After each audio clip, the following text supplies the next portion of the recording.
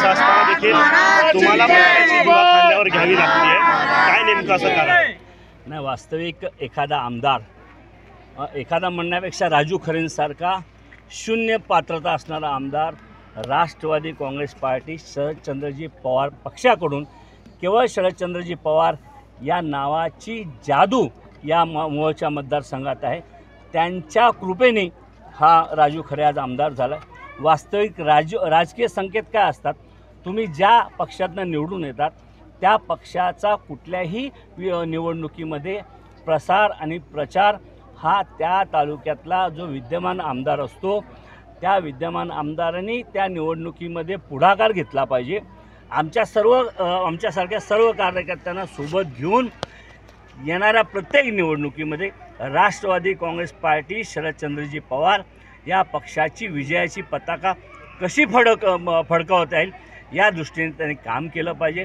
अशा पद्धतीचे राजकीय संकेत असताना त्यांनी हे राजकीय संकेत धुडकावून लावले.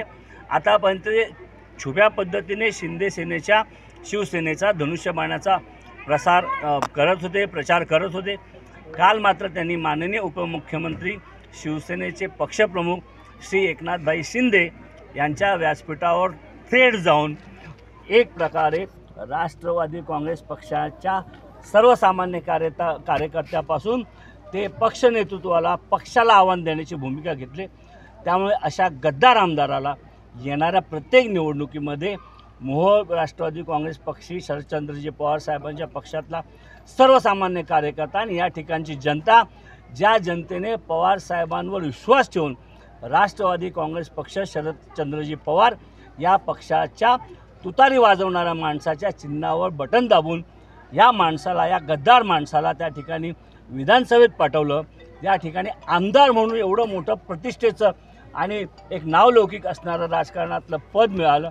हा राजू खरे कधी ग्रामपंचायतीचा साधा सदस्य देखील नव्हता.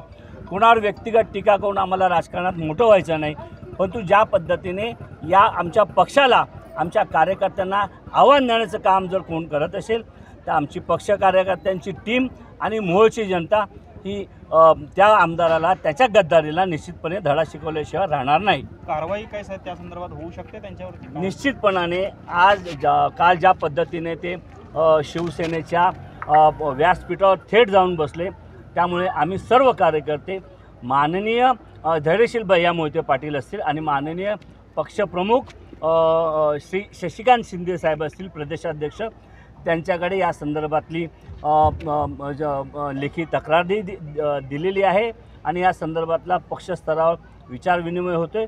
आणि येणाऱ्या काळामध्ये या राजू खरे नावाच्या गद्दार आमदारावर पक्ष बेशिस्त वर्तनाची आणि त्याहीपेक्षा अधिक डिस्क्वालिफिकेशनची, अपात्रतेची कारवाई झालेली आपल्या सर्व सहकारी कार्यकर्त्यांना बघायला मिळेल. लोकशाही मराठी ऐका, पहा, जागरूक रहा.